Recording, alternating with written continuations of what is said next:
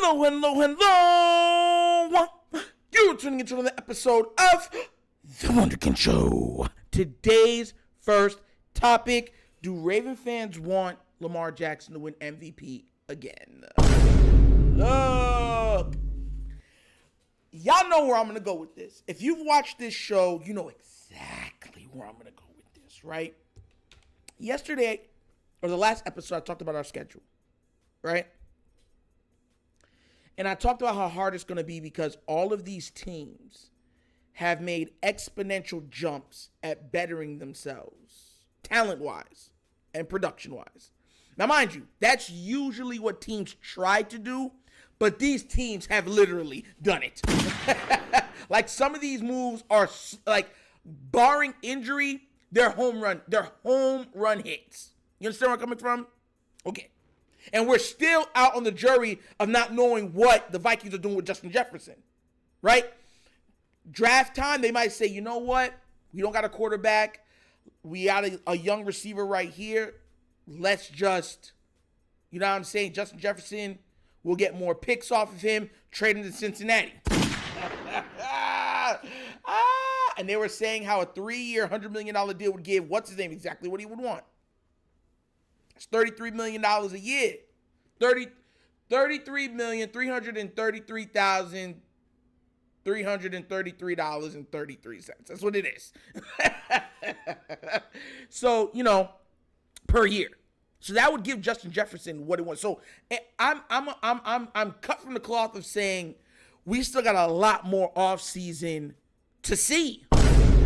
Here's my question on why, if Raven fans want Lamar to win MVP again.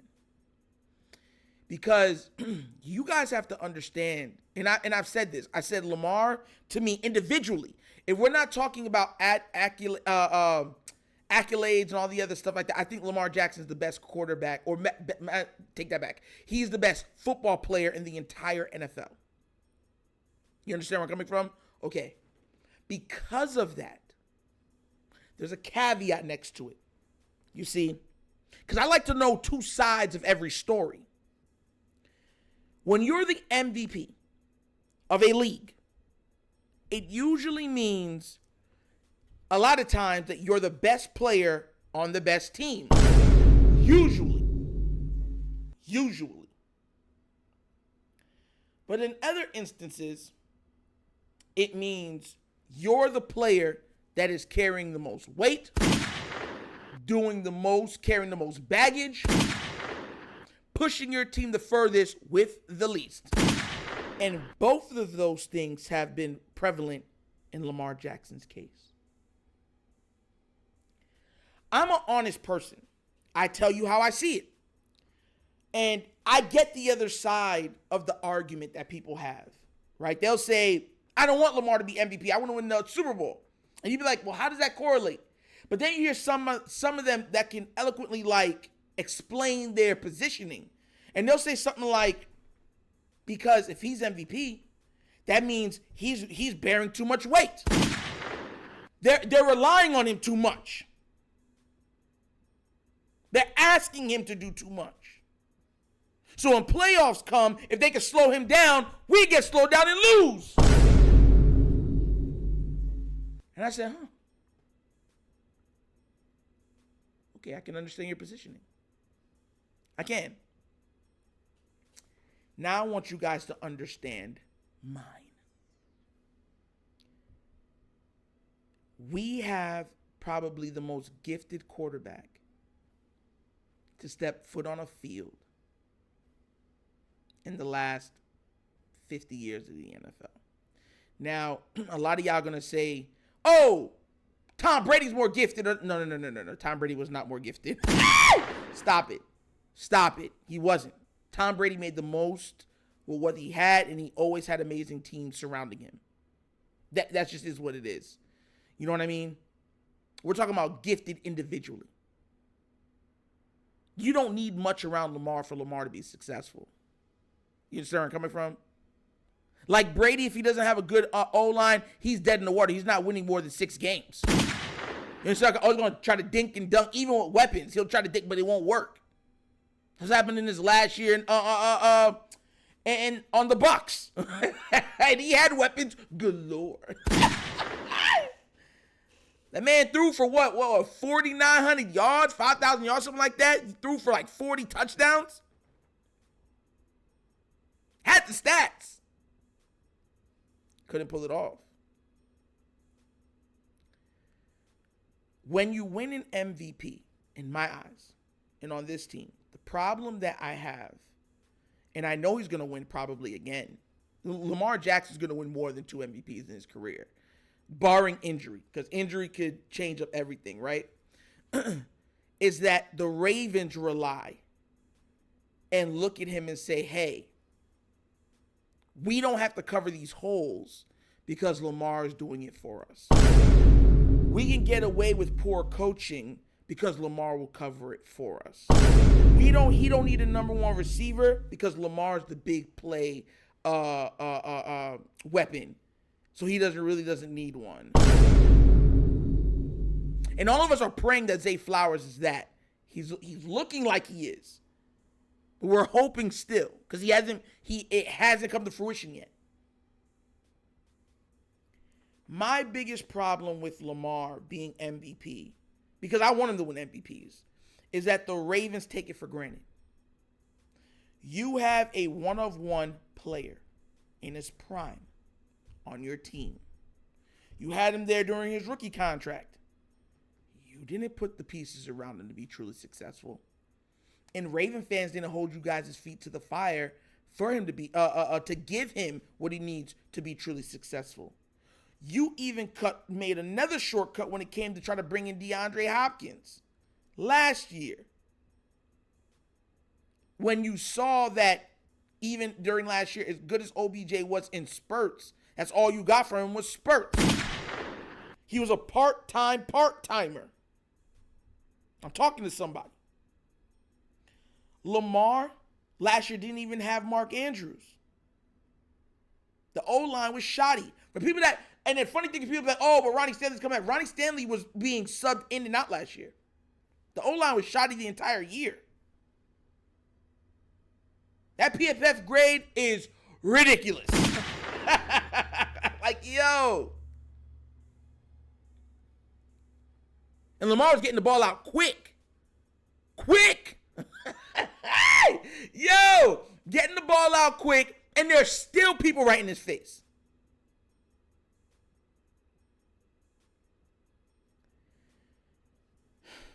You know, when I look at this team, a lot of times, this is why I get on EDC at times. I like some of the stuff that he's done, but he still has a long way to go, even in the draft. It's because you guys, like, you're starting from behind the starting point already.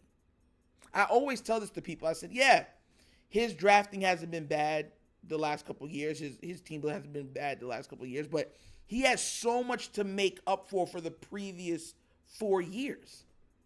Before those year and a half, 2 years. You understand where I'm coming from? A lot of people don't get that concept. They literally wasted 4 years. When Jalen Hurts was getting A.J. Brown, Josh Allen was getting Stephon Diggs, Patrick Mahomes already had Tyreek Hill and Travis Kelce. You had Chargers with the 2 guys over there. You had all these guys getting absolute monsters. And mind you, the only one to win the title out of them was Patrick Mahomes.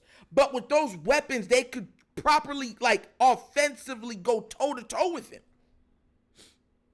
And I always asked, if Lamar was doing this with these guys, what would he do with a Tyreek Hill? The same sportcasters that say Lamar can't win and Lamar can't this, they came out and said, do not let that man get Debo, Tyreek, or any of those other guys. Don't let Baltimore get him. Because they know. I'm not against Lamar getting MVP because if you work hard and you're the best, you deserve for the accolades. The problem I have with MVP is that the Ravens look at it like, oh, we're doing so much. Look, he's MVP. No, you're not doing enough. You're not doing enough. Heck, the 2 years he got hurt, y'all forgot, like, this is the context I'm trying to tell you. Lamar had more touchdowns than like 75% of the league. He was on pace for when he got hurt, he was on pace for MVP those years too. Y'all don't remember that? That's what I'm trying to tell y'all. Like, MVP, he's going to, listen, we're not used to being Raven fans having this type of talent. So that's why I tell people that you just kind of, like, Raven fans don't know how to properly react to, having this type of offensive talent. With that being said, neither does the front office. And they got to learn quickly. Look, Lamar winning an MVP, I get it. Like, oh, if he wins MVP, we're not winning Super Bowl. That's not the case. Patrick Mahomes has won MVPs and Super Bowls at the same time.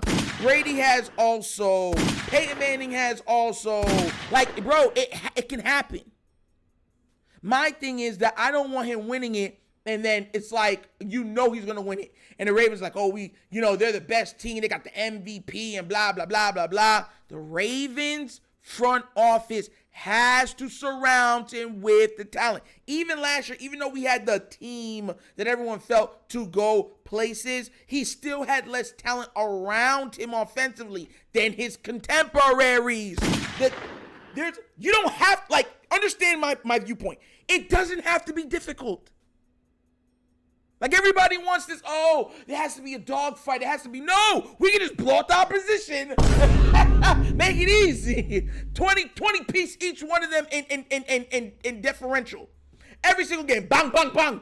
Super Bowl, we out of here. 30-point dip, bang. Give me the trophy, bang. It's going back to Baltimore, bang. How's it look for this parade? Bang. We are the champions, my friend. Oh. That's what we need.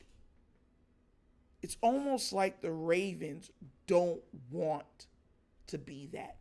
And the perfect example I can give to that is last year. Everyone said it was for injuries.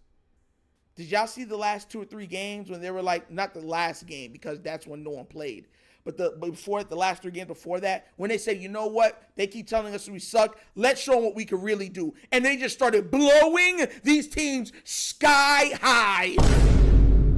And they've been able to do that from the jump. That's my point. But what do you think? Are you against the notion of him winning MVP, or are you on the side saying, yes, I think he should still win it, and they should surround him with talent so that we can start blowing these teams out from beginning to end, and it will be easy work. Let me know what you think down in the comment section, all right? But as always, that's the episode of The Wunderkind Show.